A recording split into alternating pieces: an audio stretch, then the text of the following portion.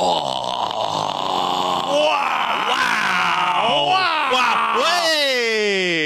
Hey! Well done! Whoa! Entschuldigung! Yeah, Men in Blazers from the crap part of Soho, Rog. We're back. Good to be back. In Do a you know why it's proper... good to be back? What? We're in a proper football level. Democracy! Yes, large bananas. Oh, it's That's amazing. an enormous banana. Rog, hold up your sign. Let's do the graphics. Yeah. That's who we are. MC Davies at Rog Bennett.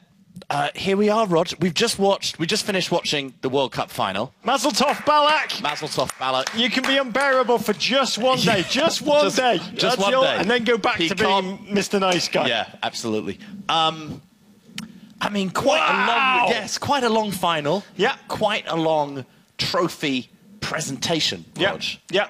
I love a trophy presentation then. Yeah. I love that dance that football players do. Yeah.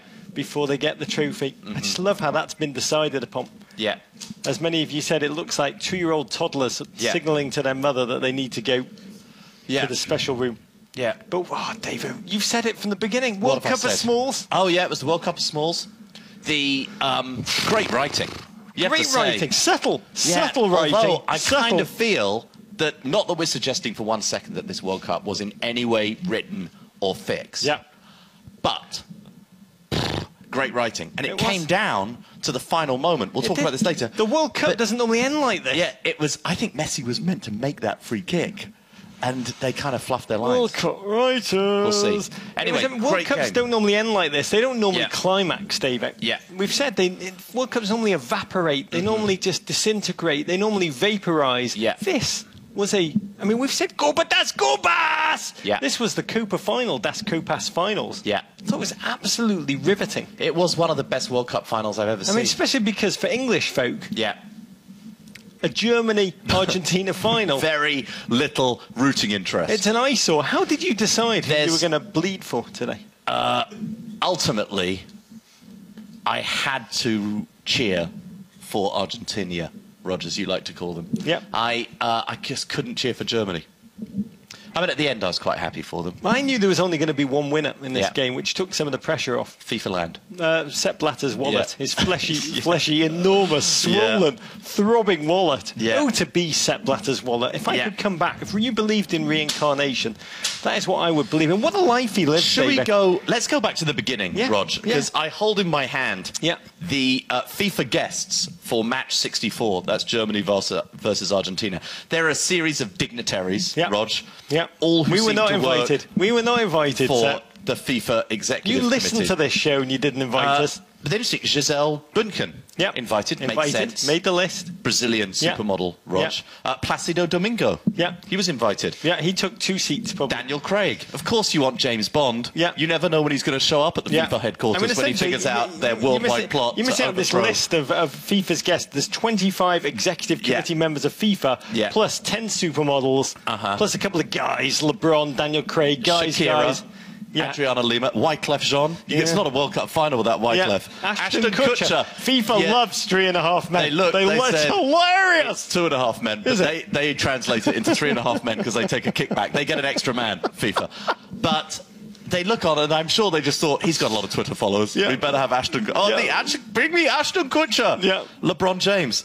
That's an amazing group. It's essentially like evil dictators, because there's a lot Vladimir of them as well. Putin. Not that we're saying that he is in any way an evil dictator. One of my favourite moments of the World Cup, seeing Putin and Blatter sat together. It was like, what's that phrase in basketball? Game recognises game. Recognises game. Like two-shot of the two of them together. They must say, you are the most evil man in the world. No, I respect you are the most evil man in the world. It must have been terrific. My forehead's getting a little... But why are we talking about the game? We should talk about the pre-game, David, because we both came back to America so we could savour the game we love in the country we love. In a real football country. I have to tell you, because Brazil is no longer, after the battering, the beating, the beatdowns. Brazil, it's over.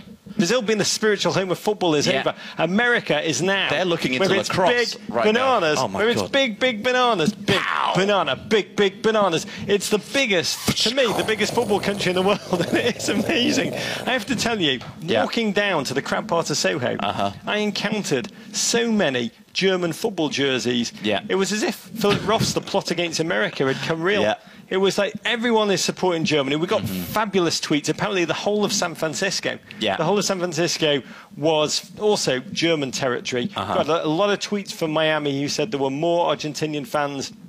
It was like the Falklands in the Miami was like the Falklands in the Argentinian dream scenario. Yeah. I found it fascinating. America, absolutely. But we got amazing photos from @MW Seiler, and you can see this on our account. He sent us a photo of my new favourite town in America, and we may visit there, David, and do a live show. Where is it? Shorewood, Wisconsin. Oh. He tweeted, "Don't tell me the USA is not a football nation." Somehow this is a town, we looked it up, 13,162 people live there. There were about 80,000 people watching the game there in the heart of the city. It looked like the FIFA fan zone to me. And it looked the same as the Rio fan zone.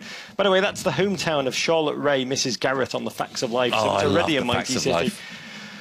But Brazil was oddly Argentinian in all of the throbbing fan zone by our old hotel, David. Yeah. Loads of art. I mean, we've been on that fan zone. The fact that they spilled over all the way onto the beach, onto the water, they must have been very close to the Brazilian Navy destroyers, frigates, and submarines. So when I went up the Sugarloaf Mountain, I saw 2 submarines patrolling. When did you go up Sugarloaf Mountain? On the day before, when my wife was there. I didn't know you went up Sugarloaf Mountain. Yeah, it was nice. We did things. The interesting thing was that Brazil was actually, many of them cheering for Argentina. They did not want the Germans to win a 4th victory, which would put them just one behind the Brazilian I mean, level. the majority of Brazilians were probably cheering for Germany. Yeah. Because of their historic rivalry against their neighbours. I think when it came to it, they were far more supporting Argentina and Lionel Messi than you would imagine. Wow. What an atmosphere once that game kicked off. Yeah. Normally, these are fairly plastic affairs, but it seemed like every single kind of corporate ticket holder, most of them Brazilian, no doubt, had flipped their tickets on the black market to some swarthy, poor Argentinian bloke who'd driven in a camper van. It felt like the game was on in BA rather than in Rio. But I think the football was somewhat... What an atmosphere. I think the football was somewhat responsible for that. Yeah. Because early on, the German high press, Argentina couldn't get on the ball, and then suddenly Argentina started making progress down the flanks. The Germans don't like it down their flanks. And did Germany peak too soon? Yeah. Was the Saban soon? Was the Saban Was that too soon? They scored 7 goals too early. Yeah. And Messi was, as Ray Hudson says, magisterial. Yeah.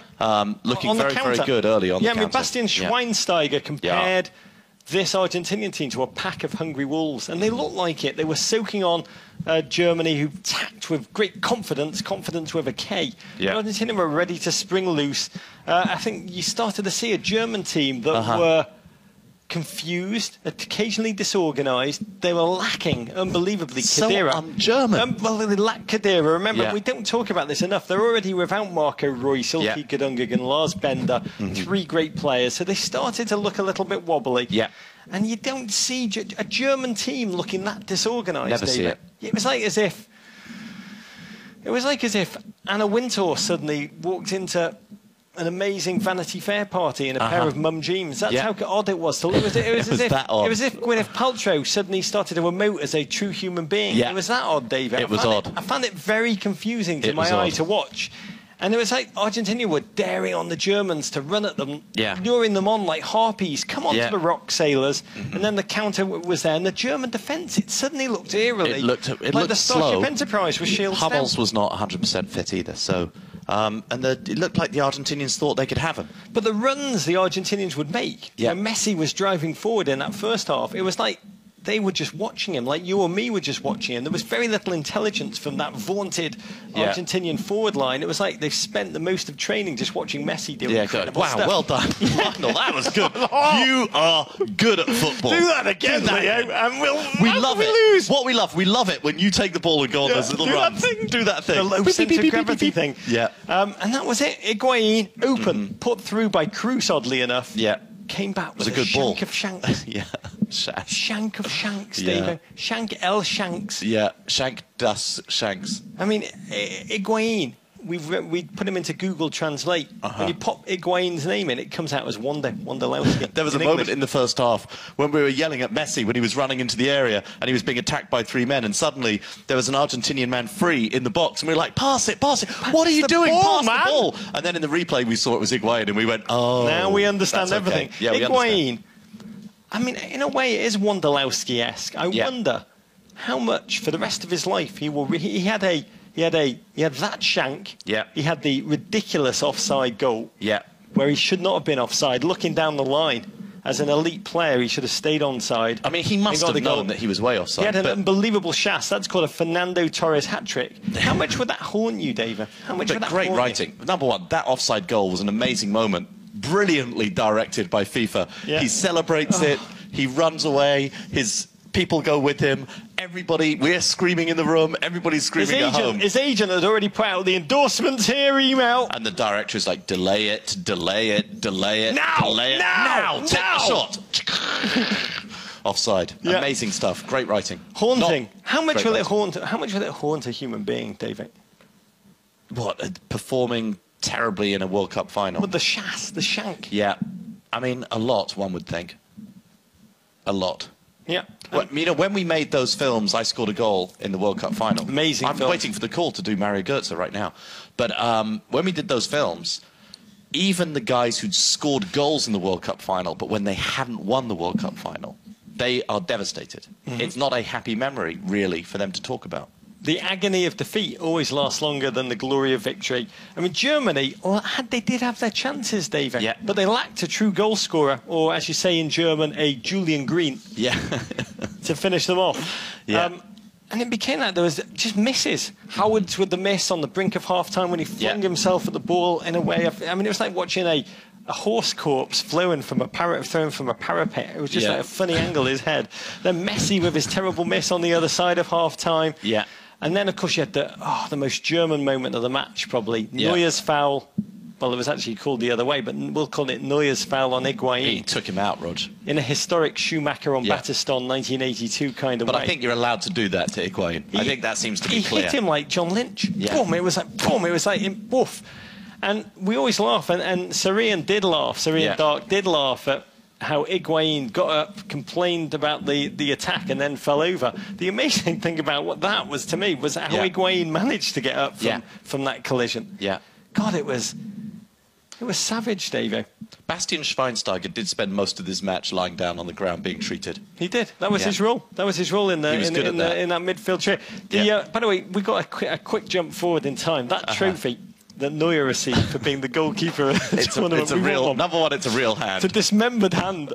It is the greatest trophy in sport. Somebody who did something very wrong at FIFA headquarters. How badly would you have to behave at FIFA headquarters to get your hand cut? Come here. You're about to make the ultimate sacrifice. By the way, Neuer was not just, in our mind, the best goalkeeper. Yeah. And we want that trophy. He was also the best centre-backs. He's both best centre-backs. Yeah, if we did a best 11, he'd have 3 places. He'd be best goalkeeper, best centre-back, best centre-back, probably best left-back, definitely, and best holding midfielder. He would be playing in a lot of positions in the World Cup. He is a tremendous player. Frantic fare, Germany uncalibrated, rushed, Argentina. I mean, Argentina really showed why with this defence, which was ridiculed. It was their weak spot going into this tournament, but they showed why they have not leaked a goal in the elimination stage. I mean, Mascherano, what a performance. And if you just Google Mascherano and injury and find out he's playing under very, some would say, unusual circumstances. We're not allowed to talk repeat about it later. The family show. Yeah, we'll talk about it later. But until the goal, you could see he was a little weaker on the goal. Yeah, but then Messi miss, Higuain miss, Kroos miss, Messi miss, Kroos miss. Does anybody want to win this bloody thing, No, David? well, for a while it didn't look like they did. And for us, it became America's worst nightmare because you, our 12 watchers, have been watching a game. We promised goals. Yes. No goals. This has been an incredibly high-scoring World Cup. Until the later rounds. I mean, at a certain point, we're a bit worried about you, America. I was thinking, soccer haters. Yeah. You kind of got a point. You did. There's not enough scoring in we're football. trying to think, it's just like watching a no-hitter, America. You love a no-hitter. You know what? It's not put that good. one. You interrupt programming for the no-hitter. Yeah, and it was a good World Cup final. Yeah. But The no goals thing. FIFA have got to look at that. That's a problem. Let me ask you about a great miss, David. Yeah. A miss that concerned me as a man who believes in the World Cup of bald men. Yeah. We're talking about Palacio. Palacio's miss. Yeah. I mean, it has to be asked, David. Technically, tactically. Yeah. Does a non-rat tail baldy make that shot? I think probably. I mean, there are a bizarre set of mental hurdles that a man has to jump through to justify wearing a rat tail when you're basically as bald as I am. Exactly. I think. I mean, clearly too self-conscious, David. Too self-conscious to be an elite finishing I would footballer. say it's beyond comb-over. I understand the comb-over more than I understand the rat tail the bald man with the rat my tail. haircut. I think you are too self-conscious to be uninhibited in front of goal. Could we just say we got a tweet from Mike Blackford. Lady Gaga thinks Palacio's haircut is ridiculous at Men in Blazers. World Cup of Bald Men, hashtag. And then 112th minute, David. Yeah. Wow. Wow. Wow. Shirley, my boy, my Chelsea boy, the young lad, whips down the left wing, beats Mascherano. And that's where the injury that we cannot mention probably Goetze just drifts off the back of Dimichelis. Yeah. Dimichelis is watching the ball. He's not watching like you and me. He's ball watching. Yeah. And then Goetze drifts into space. Great ball from Schürrle. I wish he'd do that more for Chelsea. On his chest. He'd been watching some of the beach football. Who Goetze? Yeah. It was like best use of chest since Dolly Varn. Bam. And then finished clinically. So unlike Palacios, right, by the way, whose touch was terrible off his chest. Goetze's Andrew Luck underbeard. Yeah. Noted and not a coincidence, Davo. I loved about that goal. Yeah. 112 minutes, very close to the end of the game. Jurgi Love's reaction. Yeah. No reaction. Oh, we love a no reaction. Just the muscle memory of picking his nose. His finger went up there. Nice to see, even in times of triumph and glory, for Jurgi Love, his nostril remains his happy place. Yeah, he does. He picked his nose early and he continued to do it. Respect to Argentina. Yeah. They gave it a massive go. Yeah. Feel sorry for all Argentinians. They love their football. To be in Rio for the past month, to be surrounded by Argentinians, happy, wonderful, in camper vans that filled the Copacabana. Yeah. Feel sorry for John Fogerty and Creedence Clearwater Revival, who clearly probably were counting the money on the royalties they would have won had Argentina won, and their song would have been re-released as a single there. Point. But also death of football's most annoying stat, David. Which is? No European team has ever won the World Cup. Oh, they have now. They have now. Thank God, David. Give that a blow for that. And also, I mean, 2 on the run outside their own continent. Yeah. Unbelievable. As they say in Germany, Mazel Tov. Yeah, Germany. Mazel Tov, Germany. Mazel Tov. And we'll say, fair, I think, ultimately, the fair winners of this tournament. Yeah, they were the best team at this tournament. And the fact that the USA lost to them only 1-0, this is inarguable. Makes the USA moral victors of this tournament, the darlings of this tournament. And what are Ghana thinking about now? Ghana, of course. I mean, see, I could also say that the US actually, it's very easy to say. US, it's very easy. What was Ghana's result against Germany, Rog? It was close, David. It was a draw. Yeah. What was the US's result against Ghana? It was a loss that felt like, against Germany, it was a loss. Yeah, we beat them. We beat them. So that means therefore, the US are better than Germany. Yeah. The US essentially won the World Cup. Yeah, pat yourself on the back and feel like the dream has come true. I will say, it didn't feel like the end of a World Cup for me without a 65-yard Carl Beckham and wonder strike. Yeah. But that's next World Cup, That dream will continue. That dream will continue to lull me to sleep in my own happy place, David. At Willie Franklin tweeted us at Men in Blazers. Does this mean Goetze will be the US coach in 25 years' time? Wow. Yes, it does. Yes, it does. By law, it's absolutely it's a given, isn't it, David? Yeah. I'm going to continue to dream the Carl Beckham and wonder goal dream, David. I'll say just 1,426, only 1,426 days until the next World Cup. You can wake up tomorrow and say you have lived 740 once or something at that time. I found myself, I don't know about you, David. Yeah. I found myself getting quite emotional. Yeah, about what? As the clock just kind of ticked away.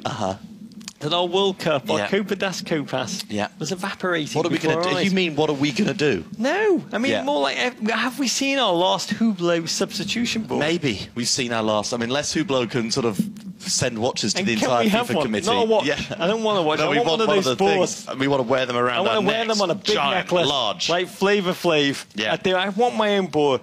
Have we seen our last goal, no goal decision? Have we seen our last hand crossing? Yeah. Have we seen our last nipple jersey? No, we haven't, because anyone who's an Arsenal fan knows that Puma now make Arsenal's gear.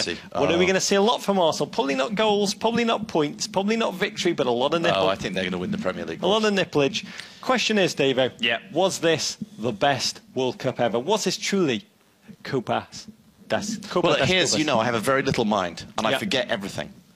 And so I can barely remember. Goldfish I can barely remember any. That's what I am. They swim around, and they just, even in a tiny bowl, they think they're in. If they're in a bowl with another goldfish, they spend their whole life swimming around, be like, "Hello, I'm Roger," but and you go, "Hello, I'm David," and then they swim off. Then 5 seconds, hello, they come to the introducing themselves, and they feel like they're in a massive ocean, even when they're in. I've never been here before. I can't even remember the point I was trying to make. On. I barely remember the World Cups I've attended. Yeah, so I do still remember most of this. I don't remember the beginning of this World Cup that feels like it was a year ago. The Suarez bite. I mean, how many years ago was that? Croatia. Yeah. Against Brazil. When Brazil got the corner, penalty. When Fred was still good. When Fred was still good. Fred retired. Fred retired before the World Cup kicked off, we found out now. But that feels like months ago. Was it the best World Cup ever, David? I think there were many things that made this a great World Cup. I think the only problem is that it wasn't, for me, I think Germany were the best team in it, but I don't think there was a truly outstanding team that you are going to remember forever. It was one in which every team was flawed, and very few teams, even Germany, were not able to hide that flaw. That ultimately made it more fascinating. It was one, for me, in which strategy and ambition really counted for something, as opposed to kind of negativity. It was a very positive World Cup, Dave. But for me, I mean, I did love, and America loves, human beings love World Cups in which bald men prosper. Yeah. But for me, best World Cup, if a large banana was pointed at me and said, what was the best World Cup? I wouldn't say 2014. Okay. I'd say 1930. when America came to the semi-finals, and we don't talk about it. We don't talk about it enough. We haven't even mentioned the fourth place game. I'm not even sure we possibly can. Well, we'll talk about it on our podcast, which we will record tomorrow. We're going to do that tomorrow. Davo. How do you recover from this? We've got these 1,400 and whatever number of days till World Cup 2018. # no sleep till Moscow. I love the way Americans say Moscow. How do we kill that time, David? How do we fritter it away? Well, we do have the Premier League, and there's going to be the Euros, and there's going to be a Copa America in America. And the Women's World Cup, which we think should just be called the World Cup. And this should be called the Men's World Cup. Yeah, we love the World Cup, Women's World Cup. Yeah. There's also EA Sports. I'm going to be jamming away at that. Like a crazy fiend. And it's the silent hand that we believe is propelling the game forward in America. And also, remember, the World Cup final today. Yeah. Was just the undercard for Portland against Seattle. As was mentioned many times. 10 o'clock tonight. It was mentioned many times. Wow! I do think, Rog, that there's another legacy of this World Cup that we haven't spoken a lot about, which is the potential end of tiki-taka.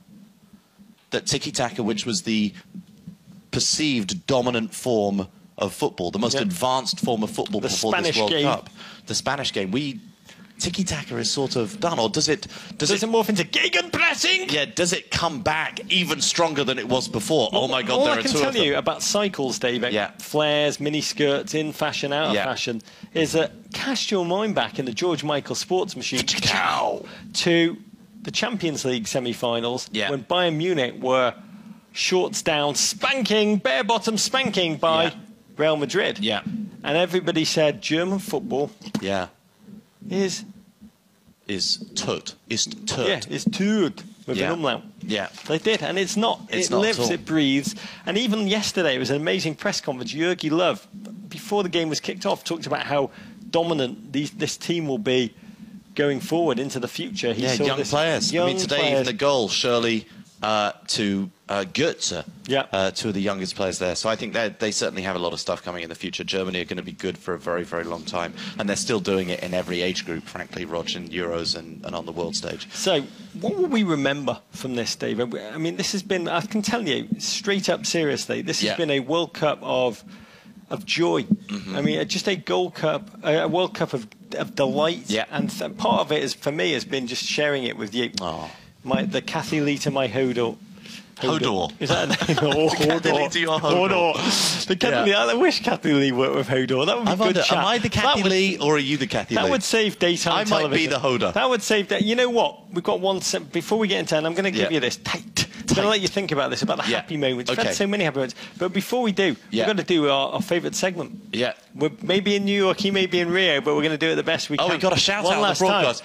Paul Cup blows your mind, said Paul Cup blows your mind. Say what? Paul Cup blows your mind, said Paul Cup blows your mind. Say what? Here it is. Adam Arkin. It is Paul Adam Arkin. Adam Arkin. This is producer JW. Yeah, you got to hold it right in your face. Okay. Yeah. Okay. God, that's totally beautiful. Paul Carr. Yeah. We just watched the World Cup final. Yeah. It was an amazing World Cup final. Yeah. Many would say, in a Copas das Copas, it was the best World Cup final of all time. We disagree, but many would say that. 1930.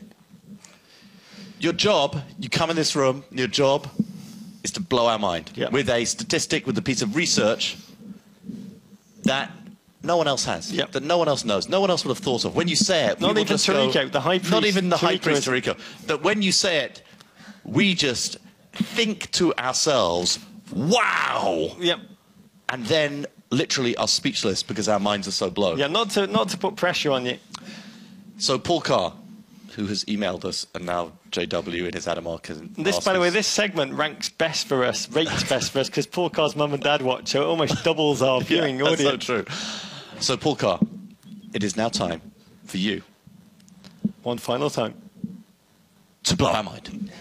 All right, here it is. Okay. Too messy. Oh, he's not got a microphone. Okay. Very quiet. Speaking to that speaking microphone. to this. 16 touches in the first half. Yeah. The fewest touches Messi had in any half during the World Cup. Yeah. This is the creepiest Paul Carr. Yeah. Okay. His 61 total touches for the game. Yeah. Second fewest touches in any game in the World Cup, despite the game going into extra time. Okay. Okay. So what you're saying? Okay. You just titillating us. That is not blowing our mind. That wasn't blowing our mind. What, However, was it one more? no. Paul Carr is the Germany of statisticians. I'm more the Antigua Barbuda. Okay, very good. By the way, Thank Paul you. Carr did send those. Thank you, Paul Carr. Thank you very much, Paul Carr. Thank you, Paul Carr. Thank you very much, JW. Thanks, You're an JW, amazing for man. trying to Unbelievable take bloke. the place of Can I just say, Paul Carr. Unbelievable bloke. Yeah. Golden boot in our mind. Yeah. And that was a Paul Carr stat via email. 16 first half touches from Lionel Messi. Yep. So obviously a touch isn't when you go on a run, when you touch it I've never 16 quite times. understood the that touch entire stat, mazy run is just counted as one touch. Yep. Were you saying Paul Carr's a phonologist like Silva? I'm just saying that was not Paul Carr's best stat of all time. Apologies to when he's not Mr. here, and Mrs. Carr. When he's not here, Mum and Pa Carr, you can switch off now. Okay. That's it, David. What are we taking from this World Cup? What are we reveling? When I put my head on my pillow tonight and I reflect back on the past 32 days of really football, just exquisite football FIFA script writing, what do you remember? What do you take away? Teams mostly, even the crap ones, came to play attacking football. But it means England, so euphemism for especially England. And Cameroon. Yep. Mostly came to play attacking football. Yep. That's one. I think we saw the true emergence of, not an unknown star. It's not somebody who's come from nowhere. It's somebody people knew about. But I think in James Rodriguez, I think we have an emergence of a true star. Yep. Of a huge player in world football. And those goals he scored, the celebrations, those were really phenomenal. And I think we've seen a tilting in the axis. I love a tilting. I love a tilting of an axis in world football. Certainly, I'm not saying away from Europe, and obviously not away from South America. But I think when there was lots of talk years ago about, Asia is going to be the new giants in football, this was a terrible tournament for Asia. And CONCACAF Thunder, Rog, this was a fantastic tournament for the global reputation of CONCACAF. And obviously for the US, it was a mind-blowing tournament. the video that I've been seeing that friends have shown me on their phones of events where they've been at, where people watching these US games and the songs they're singing and the atmosphere, I mean, that stuff is amazing. Amazing. We won the World Cup. Yeah. We did win the World Cup. I'd say for me, thinking about that, RVP, arced head up, which to me was still the best goal of the World Cup. So much intelligence and creativity in a microsecond against Spain. That empire that crashed on the first. In the first week of the World Cup. It feels months ago. It really does feel months ago. The Clint Dempsey 30-second kidney punch that shocked and thrilled. Amazing. The neck tattoos and the flamboyance of Chile. The majesty, you named it, of Hamas and Colombia. The impotent flaccidity of Wayne Rooney's corner. Shank. God. I'll be tossing and turning. Italy, Portugal failing. The bite. Neymar's tragic virtual death and his rise from just being a mere mortal to be a demigod. Yeah, I mean, unbelievable. Neymar the Redeemer. Hat, must get a hat with your initials on Neymar. Miguel Herrera, a true god. I miss him. I miss him. That passion, I'll be candid about this. It represents everything we feel and love about the game. Yeah, it does. And we are crushed that you re-signed for 4 more years with Mexico. Yeah, we'll never get you for England. We would have loved you, Miguel. And I know you watch this show in the SAP simultaneous cast of this, the ESPN Day. Brazil's demise. We joked this was the tournament you wanted to be known for more than just football and supermodels. Pat yourself on the back. You've still got your supermodels. Still got supermodels and tiny bananas. Germany being Germany. So German. Being German. So bloody German. So German. And then Bob Lee, Tariqoism, Super Julie Fowdy. Super Julie. Paul Carr blowing our minds. John Skipper. All at Grantland who've supported us, David. Bill, Jacoby, everybody over there. And above all, GFOPs who have, I mean, thrilled us. This has been 2 blokes trapped in a closet like R. Kelly, but we've been trapped with thousands and thousands and thousands of you. Your ideas, your photoshops, your imaginations, your passion for the game we love coming from the country we love, Davo. No one is better placed to say this than us, but we do feel, I mean, literally feel that this is the World Cup where America has won the World Cup, which has been transitioned. This is the first World Cup that America watched with a truly intelligent, informed audience, thanks to the English Premier League watching at the heart of it. And we have been thrilled by each of our interactions, and we're very grateful. We do not take it for granted. So many are asking, what's next for us? This isn't, we're building a panic room here. We're at Embassy Row. We're actually in my office at Embassy Row right now. We're building a panic room. Those are real books. We're building real books. We've gone on it. We're building a panic room just down the corridor. So we're going to have a panic room here. And we're working, Rog, on our content strategy, apparently. I think we've got a meeting about it tomorrow. It's going to be quite good. And we'll be doing this a lot more. A lot more. A lot more. So one podcast tomorrow, and then some super new stuff. But we are very grateful. If you can't remember who we are, I often get confused. Wait a minute. Who do you get confused for? No one I want to get confused for. I get confused for Bob Balaban. Okay, here we go. We love you. Obrigado. At Embassy Davies, at Rog Bennett, at Men in Blazers. Like us on Facebook. Lots of great content up there. Go to meninblazers.com. It's where we put everything. Our team, JW, Gregski, Lexi, put all of our stuff up there.